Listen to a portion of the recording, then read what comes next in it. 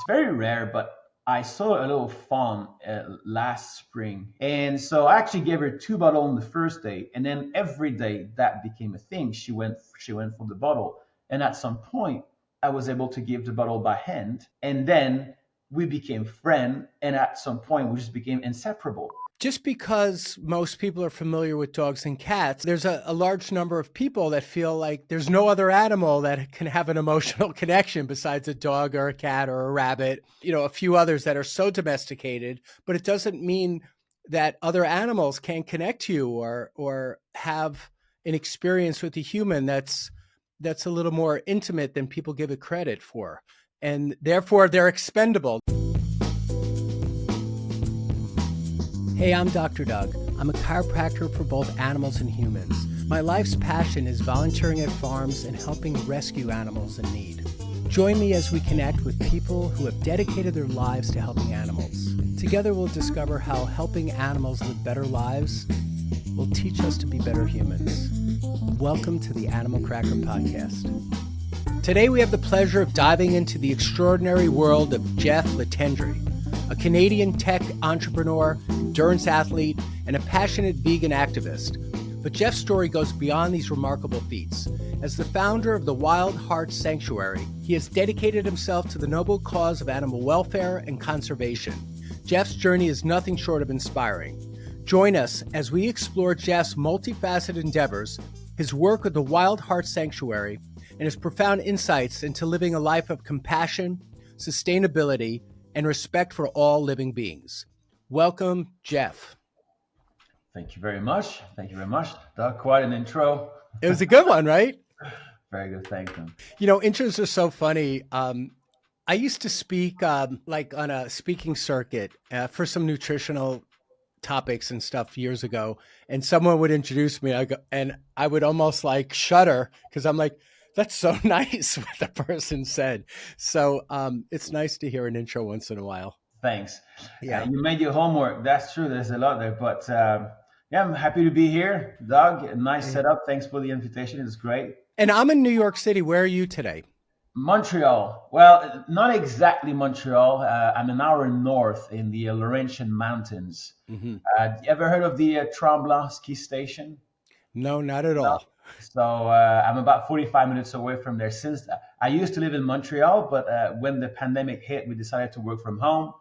And I realized that since I'm spending my whole day in front of a computer, I can actually work wherever. So I chose the mountain, and here I am. So I'm living in this kind of a cottage style house. Can't complain. Now, you speak French and also English, or do you speak other languages too? French and English. I'm French Canadian, so yes. For those who don't know, actually, Quebec is very French. It's almost like France. Apart from Montreal, so I was born in Drummondville, so my first tongue is French, and you almost have to go abroad or to study years in college to actually learn to speak English. Amazingly enough, in North America, so French is my first tongue, and I've learned my English personally in England, in the UK. How long did you live in the UK? Almost 5 years. I dreamt of being a rock star back in the days. And so I was in love with the band Oasis. And at 19 years old, I just packed my gear and decided to move to England to learn English and to learn how to write music, put a band together. And so between 2000 and 2005, in the Tony Blair era, I found myself in England. It was amazing. And did you ever do the band or have some music that you put together? Yeah, it was actually hard in England to put a band together because first, me being French Canadian, right? I was an immigrant in England, so no real British wanted to have me as their lead singer. And obviously, thinking about it now, but it gave me that English-British twist that was a bit different. I've learned how to sing over there, learned how to put songs together and learn my craft. And when I came back to Montreal, all of a sudden, I was very exotic. And so it was very easy to put a good band together. Hey, Jeff speaks good English. He has a British accent. He can write songs. And I started a band that's called Pineapple. Pineapple. British rock. I was the lead singer, and I've done that for like 10, 12 years, something like that. And do you still perform sometimes?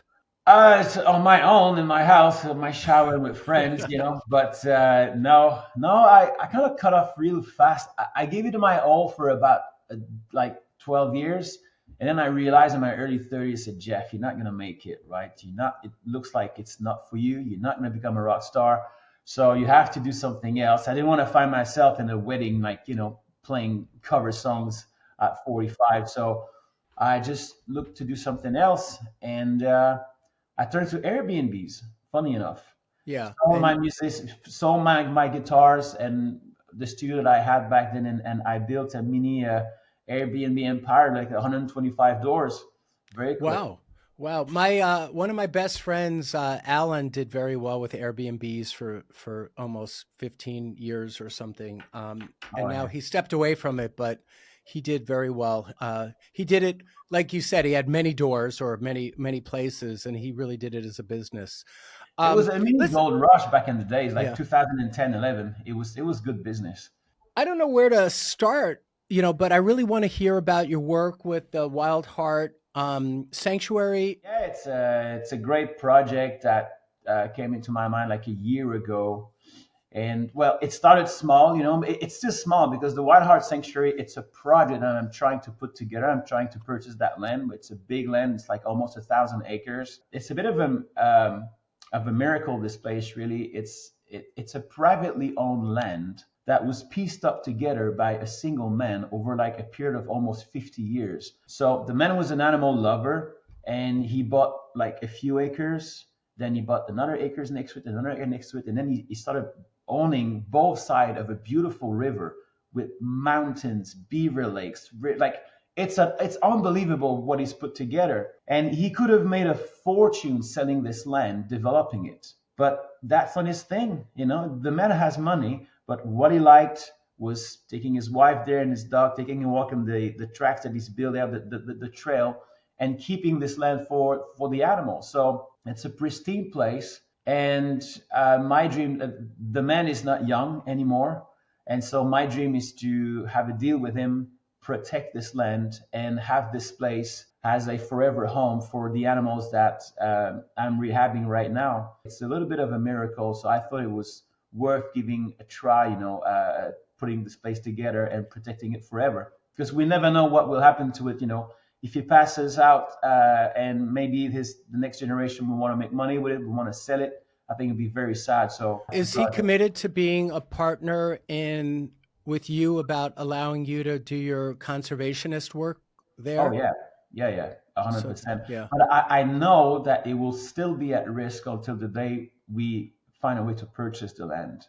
Because as you know, like the next generation doesn't mean that they will necessarily, if he dies, and they might want to sell this because it's worth a lot of money. It's worth a lot of money. So Yeah. um, Now, is that where your house is? Is your house on the land or is it near it? it's near it. It's not on the land, but it's near it. Mm. I've discovered that place actually doing my running for training for the marathons, and it was like no trespass signs and private land, and I was just curious, and I had to see what's in there.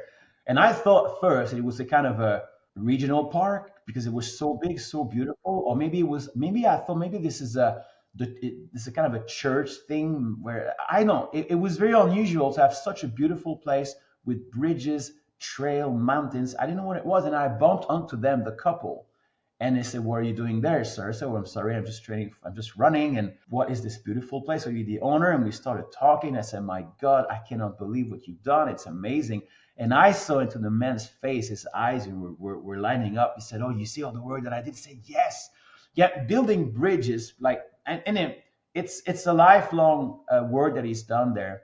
And immediately almost I said, guys, I wish I could buy your place one day, and I'm going to work towards this. I thought I could do it through business, say I have a startup. If we do well, when I'm going to buy it. But then I thought I could start the project and raise money. And so we'll see how it goes, but that's the project. I don't necessarily want to do this in just such a chronological or linear fashion where I start out with Jeff as a child and move all the way through. But I want to hop ahead and then we can go back and forth to whatever feels organically should be said next. But I want to ask you about either Fairy or Tessa. Which one was more of a turning point for you between the two animals? And can you tell Yeah. us that story? Like, so pick one of the two, and maybe tell us which one we should hear first. Let's start with Tessa. I Okay. mean, why not? Uh, Tessa she's a good friend of mine, and she's vegan, activist in her own way. And we don't have such a big circle of vegan friends around us, and it's still 24. It's still maybe 5% of the population. So I've had Tessa as a friend for many years, and Tessa, she's the girl to go to if you find an animal that's in danger or injured, lost.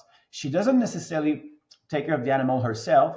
She will keep the animal for a day or two, but her job is to dispatch the animal to where she thinks the animal would fit the best, because she has a connection with all the animal sanctuaries and people that are doing it at home. So like she's a rare specimen. So yeah, she's an animal dispatcher basically. So sort of, and she's all doing this out of her heart, her own money. She doesn't earn anything doing that. She just loves animals and she loves saving them. So at some point in the spring here in Quebec, and probably the same in New York, there's a ton of little raccoons that loses their mom or family due to car road kills. I mean, if you drive in the countryside in the spring, our roads is a bloodbath here. It's pretty sad to see, actually.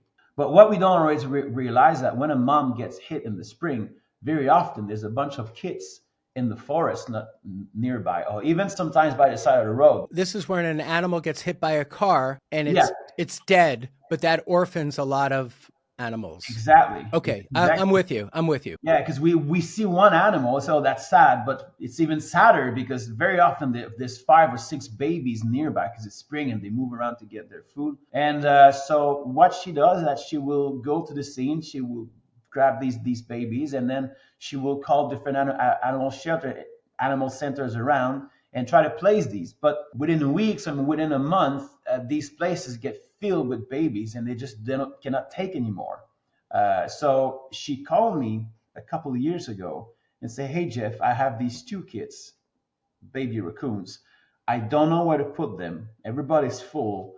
I know you love animals. You live in the forest. I think you do great. Do you think you could take care of them? Like raise them? I'm gonna bring them to you." And I was like, "Wait a second, raccoons? 2 raccoons?" I So said, this "Okay." is not the same as a dog or a cat, No, mind you. not This is exactly. And like, even though I like animals, I understood right away the responsibility. I don't know anything about raccoons, and I'm busy working. Like, but at the same time, she was right. I said, "Jeff, you live alone in that house right now. You in the forest. You live by a river. If not you, who?" And I said, "Well, quite right." So I just told her, "Let me sleep over it. And if tomorrow morning I get up and I feel like doing it, let's do this." And I obviously picked up the phone in the morning and said, "Bring these 2 babies and let's do it." And it was a life changing experience, really. It was awesome. and what were their names?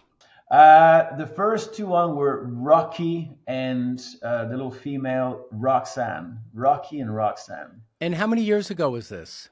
That's only 2 years ago. So that would be 3 years. That's the spring of 2020. Okay. 2021, the spring of 2021. Yeah. Yes, I'm sorry to interrupt. Keep going. Tell us. Yeah. And so basically, she brings those babies, and at that age, they were like 3.5 weeks old. They're blind, so they don't see anything. And they make these little noise, and you have these babies in your hands. And I'm like, oh my God, this is so tiny. And then start the question, okay, what do I feed them? What's the plan? What kind of a cage or enclosure do I need? But they're not so different from cats and dogs, actually. They kind of a breed. If they have a bit of both, they have a bit of cat in them, a bit of dog in them, because they're very playful. They love to touch, they love affection, so they have their dog side, but they're very wild and little hunters like cats. So it's kind of in between. Very, very, very smart animals. And I realized very quickly that it was easy to take care of. Did you have any other pets at the time? My 2 dogs, yeah. And did they get along or Yeah, very well. The first day they were freaking out. They Jack Russell, so they were so excited to have those in the house. But within a day or two, actually no, I would say the first couple of weeks I was always near, because it's a Jack Russell, like yeah. they're hunting dogs. So who knows? They might sniff it and try to get a bite out of them. So I was keeping a close eye, but very quickly they get, okay, that's just a raccoon. And they became friends, and that was it. They actually love playing with them outside. I have videos of them like running in the field. It's actually beautiful. It's gorgeous. I'll send those videos. So yeah, And actually, we'll put clips of that in here for people to see. yeah. If you're listening, again, you can check this out when you get to the video version. I want to share a product that I'm really excited about, and in this case, it's my product. I made this video course recently called How to Massage Your Dog. The website is called howtomassageyourdog.com, and it's still on sale if you check in with it, but it gives you a way to work on your dog from head to toe, whether it's a few minutes a day or outright full body sessions. It's good for that puppy. It's also good for your senior dog. It's a way that you can manage pain and help that dog not suffer as it goes through the different stages of life. I show everything in this video course, from hand techniques through full body massage, everything from a teacup dog to a Great Dane. It's all in one video course. Check it out. Let me know what you think. And there's even a 30-day money-back guarantee if you're not completely satisfied. howtomassageyourdog.com. And then did you wind up keeping them, or what was the goal eventually? The goal obviously was to rehab them, release them in the wild. I really don't like cage. I don't like zoos. I mean, to me, freedom is on the top of my values. So I apply the same to animals. We all cherish our freedom. So I didn't want to turn them into domestic pets. I wanted to make sure that they would remain wild. So they've stayed in the house for a few weeks, and then I built them an enclosure outside, and then I enclosed like a tree, and it was near the forest, and I have waterfalls here. I put trees in there, like a little house so that they can hide. And I made sure that it was big. The first one was 8 by 8 by 8, so it was a big cube, and they were so happy in there. Like the minute I put them in there, I could tell the difference. So it was great because they could feel the grass. They had bugs coming into the enclosure. It was pretty much, it was very natural.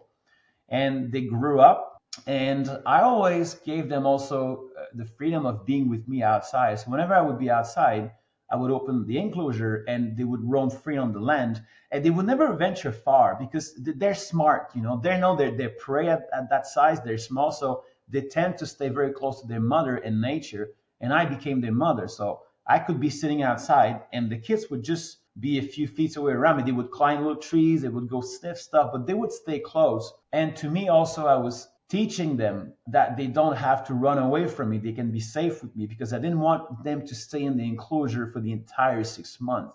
If I could, I wanted them to experiment the outside as much as possible so that they could learn to catch bugs, learn to climb trees. And the day they're ready, I would just open the enclosure and say, okay, the door is open. You still have food in here. I can take care of you, but you do whatever you want, guys. I just had to wait until they were big enough to defend themselves, because obviously there's coyotes here, there's pecans, there's other big raccoons, they're territorial. So I waited until they were big enough, and then they were 50% of the time outside on the land. They were sleeping at night in the enclosure. And at some point in the fall, I said, okay, guys, you don't need to be in the enclosure ever. You do your things. And they stayed with me. They would vanish in the day, vanish at night, but they would visit me 2-3 times a day. And after the first or second snow, that was it. They were gone, and they went into a hibernation mode, and that was the end of it. And would you, for those first 6 months, would you help them by providing food for them, or were they also learning to go to the stream or? Oh yeah. They would go to the stream, they go to the forest. It's actually incredible what they can eat. They eat almost anything, plants, little bugs, frogs, and they got so chunky as well. I mean, they had the best. They had very good food with me. I was treating them very, very nice. But I saw them the year after, and they were enormous, like without my help. So, and I live in a place where there's a lot of wetlands and river with, I think it's a perfect environment for raccoons here. So they have no problem feeding themselves at all. And when you saw them a year later, was there any recognition? Oh yeah, in the spring especially, I remember Taylor. Winter is hard on them. So little Taylor was almost missing a finger, a frostbite, I believe. They're much thinner because they don't eat for months, but they recover well. But winter here for any animals in Canada. If you look at the deer population in Yeah. the spring, they're so thin, man. No, I mean, you said you saw them after a period of time after they disappeared. You said you saw them again? Not in the winter.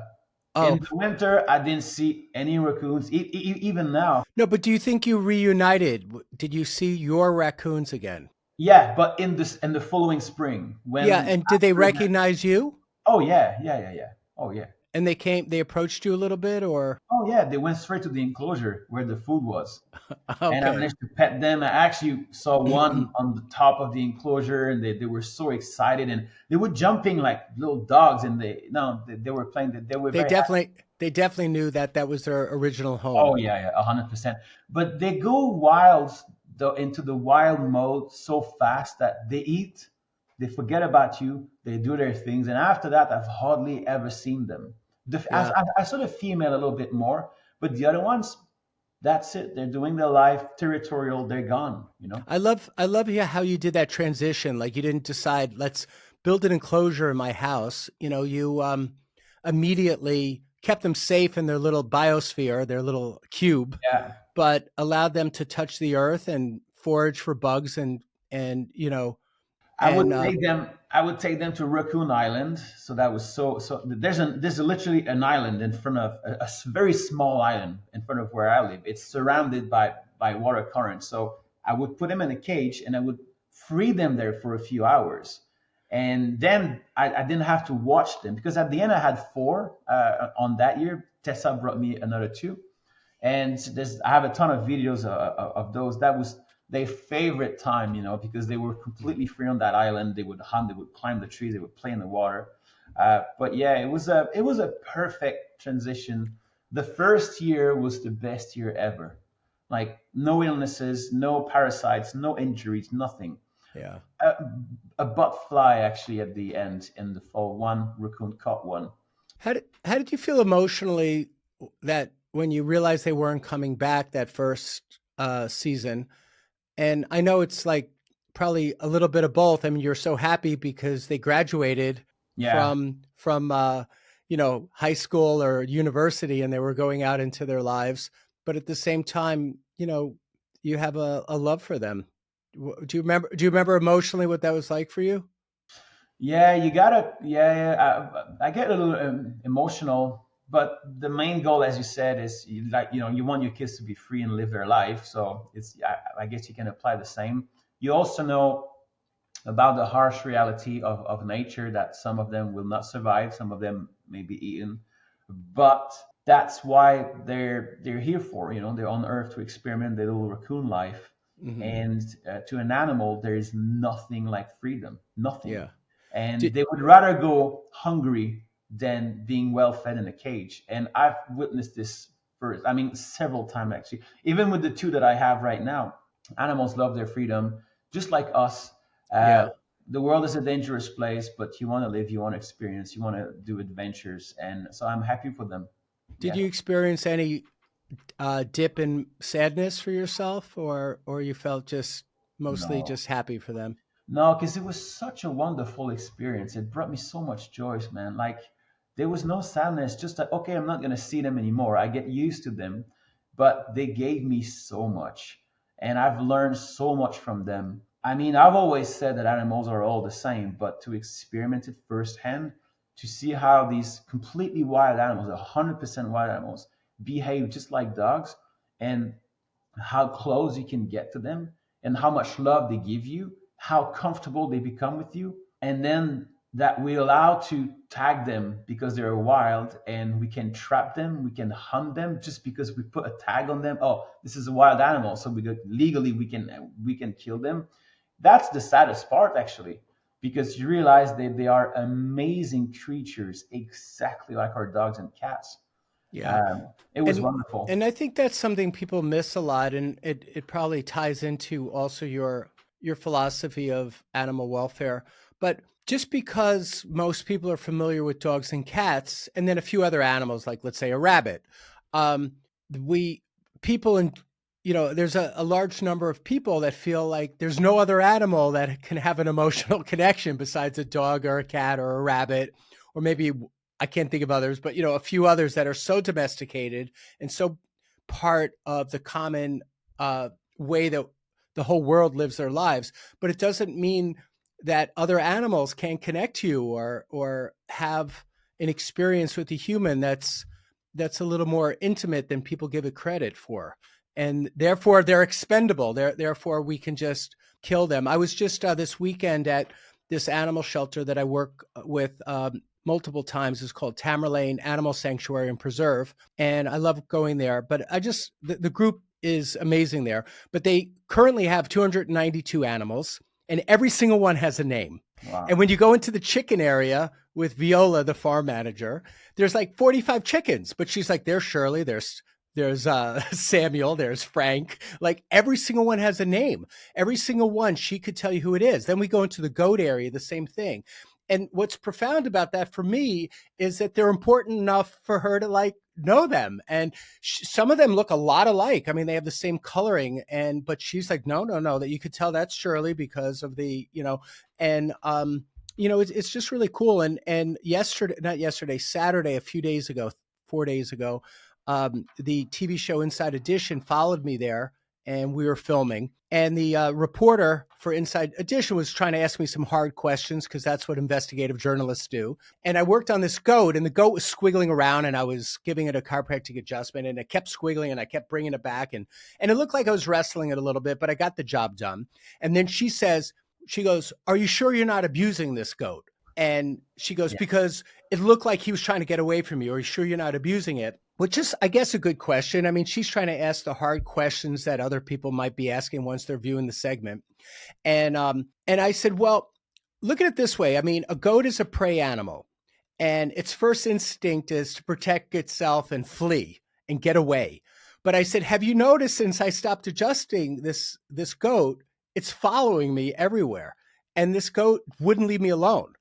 And all of its friends already moved into a different part of the barn. But this goat kept coming back. So I said, if this goat was really scared of me, or if I did it damage in any way or threatened it, why does it keep following me and nuzzling against the back of my leg? And so the thing is that even a goat can connect, and it's not like this stupid piece of meat, with no feelings or no connection. And even in that little 10 minutes I was with the goat, it said, hey, dude, I like you. I want to hang out with you for a little bit. And it wasn't scared. And I think that's the proof of the pudding. I said to her, ultimately, look at the goat. Is the goat scared of me? Did the goat feel I abused it? Because if I did abuse it, the goat would run away.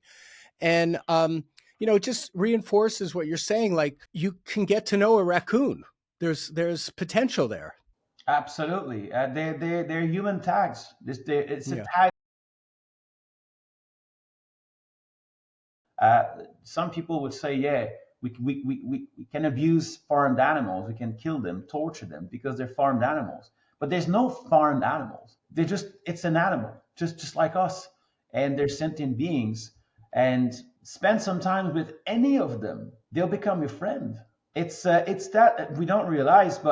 And with wild animals, they say, well, the wild animals are afraid of us and they behave differently. But we have to understand that we don't know each other. And can you imagine how scared you would be of humans if you were an animal on Earth right now? The way we act with them is so evil that can you imagine how scared they are? So even for some of them to have the courage to get close to us, they have to be very courageous, because I would be very afraid of humans. But if you give them time, if you give them a little bit of food, if you show them that you're not a threat, there's nothing cruel. And I mean, nature is cruel. People are often mixing that, like lions are cruel, so we can't be cruel, and we kill animal and farm, so we have the right to do it. It's completely different. All animals on Earth are participating into the ecosystem. Lions need to eat the weak and the old animal. It's actually a relief for some of the animals, and they keep the population in check. It's a balance. They're feeding the ecosystem. Everywhere you go, let's say that you find an island, a virgin island, and there's no humans that have ever been in there, the ecosystem will be perfect. It will be gorgeous. Each animal will feed itself, and all together will create this kind of perfection that we call nature. As soon as we put some humans in there, we start destroying this natural cycle. And then we tell ourselves, oh, we need guns, we need to go in the forest to regulate. But leave nature alone, it regulates itself. Yeah, I just hope that we could connect better and understand nature better and not see nature as a threat.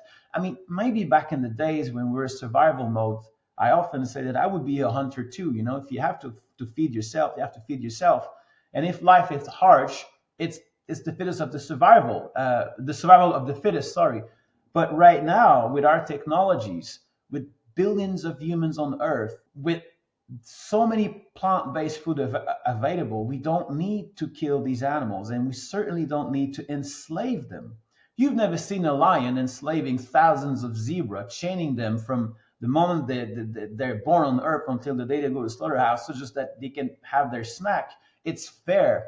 And the lion also has a difficult job catching its prey because they're very equal. And the way the lion has an ability to catch a prey and the ability of the prey to escape, it's very close, maybe 5-10% difference. So it's fair. The Don't zebra, they fail a lot? Like a lion might have, go a week or have failures where it doesn't catch the gazelle and absolutely, it yeah. comes back and goes, I had a bad day at work today. I didn't get anything.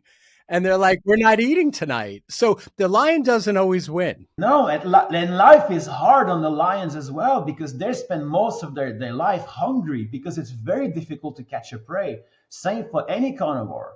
So there's a balance, there's fairness. Violence is part of our world. I'm not living in this utopia where we should live only in love and compassion and love. I understand violence is a necessity, but I just try to live my life using violence only if it's necessary to our Right. survival or to protect myself. If a bear walks into my house and I cannot get it out, I would obviously take my gun and I will shoot that bear, have no choice. But I'm not going to go just for fun into the bear's house, habitat, shoot him just out of a sport or to get a skin of for some kind of a sick enjoyment. So that's the only difference. Mhm. We can live a healthy, happy life without abusing animals. Yeah. Why not? Another thing you were saying about that ecosphere or that biosphere is as humans, we sometimes decide that this element needs to be exterminated. And that throws off that whole balance. So let's say we decide, even if it's a type of insect, we need to kill all these insects. So we spray. And then because of the way nature works, you might knock out a bird might not be able to live there in 10 years. Yeah, Or all the birds that ate that insect now are dead, or they even a step further is their offspring might have mutations because they ate the insect anyway. And now they have chemical damage and now it knocks out. And we do that also in wetlands. We do that, where the water gets contaminated and we knock out a whole species or, at least in that area. And so we really mess with Mother Nature quite a bit because we selectively decide in the moment what's important to us, which is like, let's get rid of all the bugs right here. and for what at the end of the day? Ultimately, I'm not saying that we should go back to living in caves and in the jungle, but there's a balance. We have the technology to become nature's ally right now.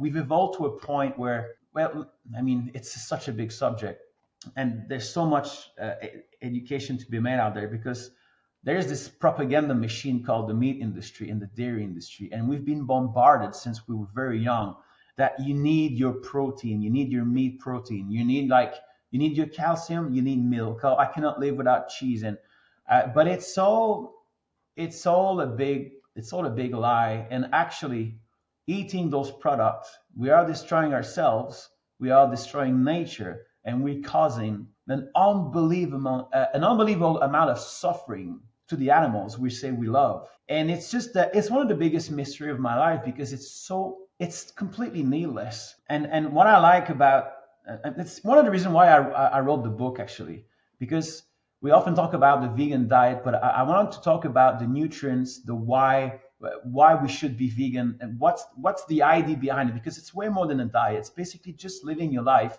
without abusing animals needlessly. And I've been vegan, mostly vegan since 1998. And so, as far as I'm concerned, I've not been protein deficient, iron deficient. If you know what to eat, and if you eat a variety of plant-based food, you're going to be totally fine. I would say you will be healthier, because what's wrong with eating nuts, seed, greens, fruits on a daily basis? It sounds pretty healthy to me.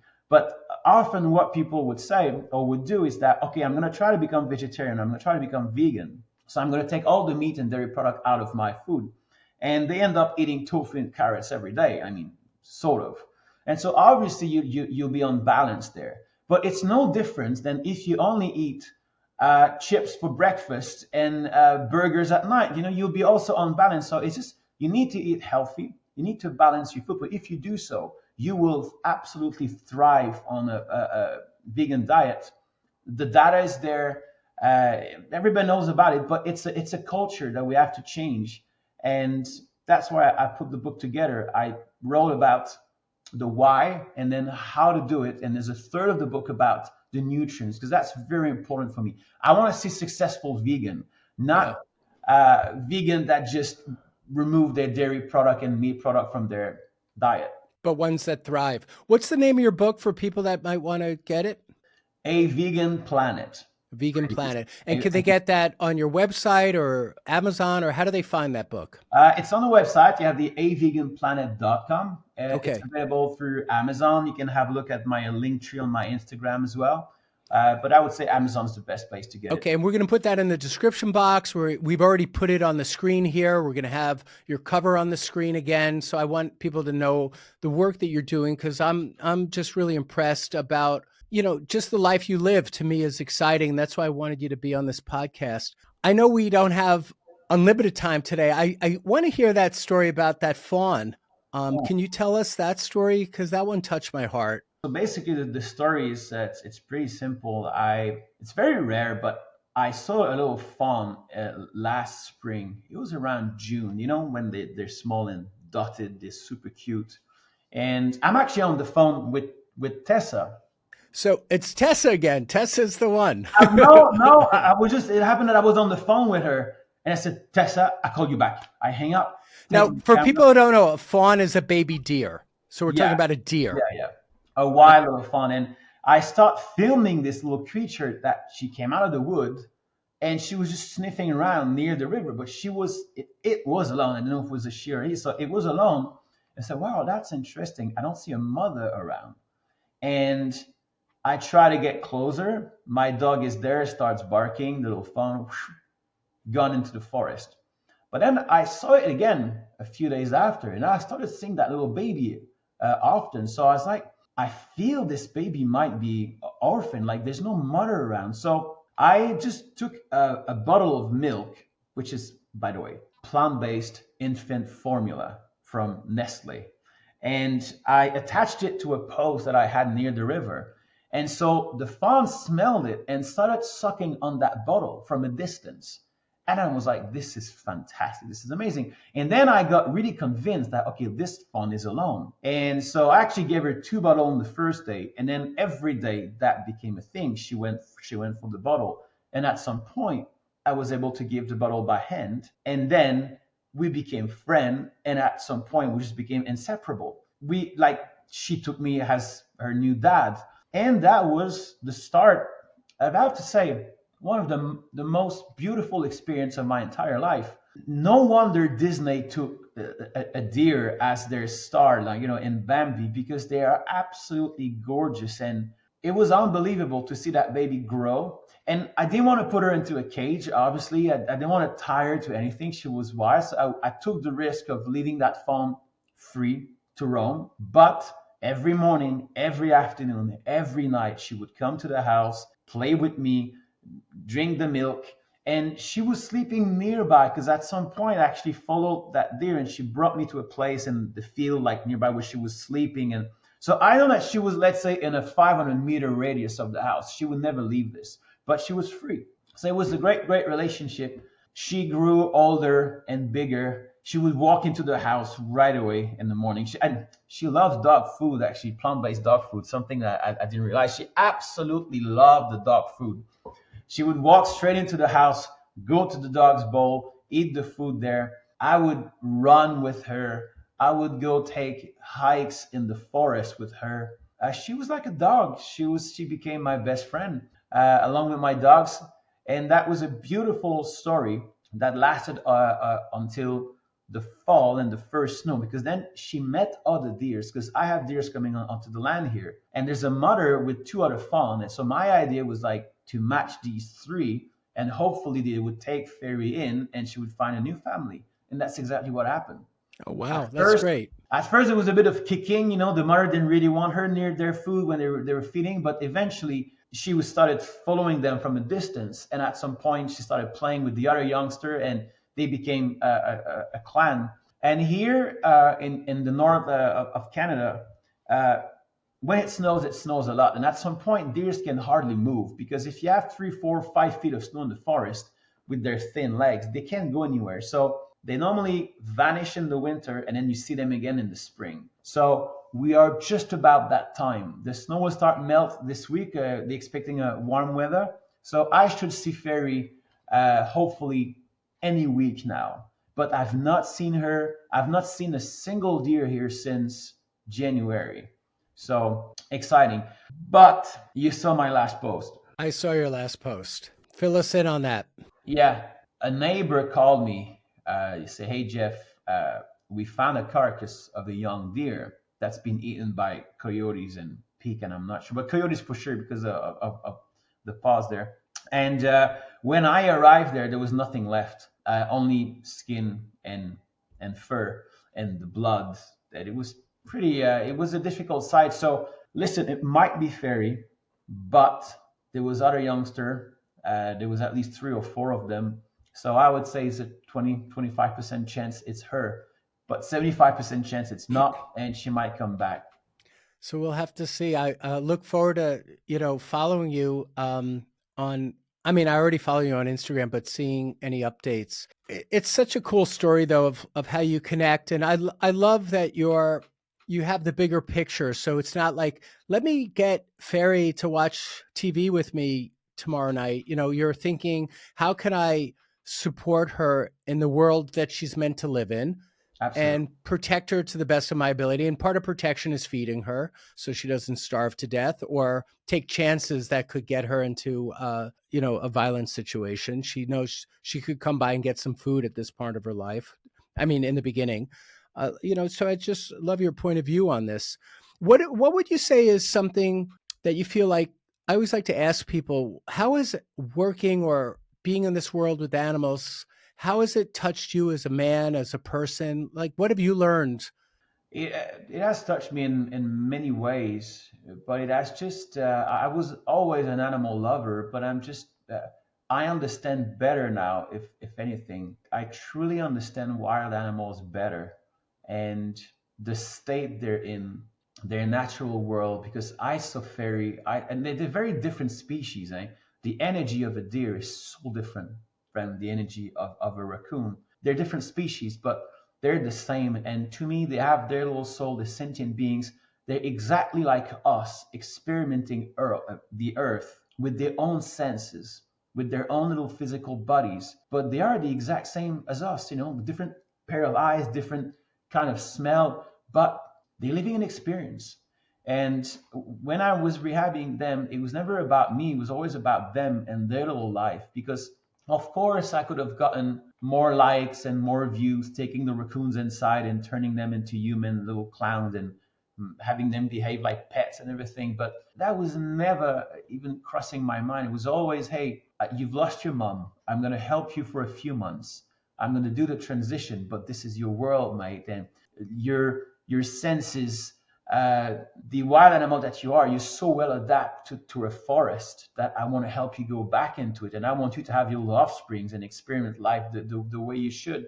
And so I just really connected with the wild world a little more. It was a fantastic experience. And I wish that I could share that connection with so many people, because it's a win-win-win. There's more happiness respecting the natural world and being part of it instead of destroying it and abusing it. And if anybody believes in some kind of karma, I think that what humans are doing to nature right now, we have to pay a price at sometimes for it. Is it in this life? Is it in another one? But we cannot enslave and destroy and abuse 100 billion beings. Like, it's way more than that a year without some kind of consequences. It's becoming vegan for so many people, because when I say vegan, dog, to me it's the rehabilitation, it's the raccoon, it's the deer, it's the food, it's a way of life where you try to respect and live with nature as much as possible. So there's more happiness in my life. And a lot of people are saying, Jeff, I wish I could experiment what you're doing, but you can start with your plate by just respecting the animals and switching some of your habits. And then maybe life will bring some more animals into you. You will feel a better connection. You will have a walk into a forest and you'll feel different. And then the magic of life happens. The animals would win, we would win, the environment would win by respecting each other a little more. And if anything, that's what I've learned, that they are like us, and life is more beautiful when you love and respect animals truly. Yeah. And that implies, unfortunately, I'm sorry with that, I'm hammering it here, but not eating them. That's where it starts. This is so great. I mean, that's an amazing answer to that question. It's so beautiful. Thank you so much. I'd love to get you back maybe in a couple of months, because I'm sure there's more for us to talk about. I almost felt like it was so short, but I wanted to, stay to the framework of the time that we put forward. People can connect to you through Instagram. You have your book, your website, your sanctuary. You hold up your cup even. Your cup is really cool. So he has merchandise, and that's the, what does it say on it? I can't see from this distance. It's the wildart animal sanctuary. So you have the little fairy there with the buck, hopefully. Connect to him, send him an email, support him if you can, connect to Jeff. And in case people are just listening, what's the name of your website? It's .org, right? So tell us again. aveganplanet.com for the book, the wildart.org, so .org, and Instagram. I have all the links there. Okay. I think that's probably the best there. There's a link to my YouTube as well. So, but even if you're easiest is to contact me on Instagram. Yeah, but even if you're driving, it's going to be in the description box. And if you come to the video, you'll see it on the screen and you'll see it in the description box. And there's ways to connect to Jeff, and we really embrace your work. And I have so much admiration and respect for your journey. And we didn't even get to talk about all your triathlons and all the cool things you've done that way. But I really liked hearing your stories today and just your, how you live your life. It's really inspiring. So thank you. And I'm grateful that you were here. Likewise, Doug, thank you so much for the invitation, and thanks for taking care of these animals. It's beautiful to see in your video, very inspiring. I didn't even know actually that you could help animals in such a way, so that's very unique. Well, thank you. We'll do this again. Yes. Anytime, Doug. It was a pleasure. Right. Thank you.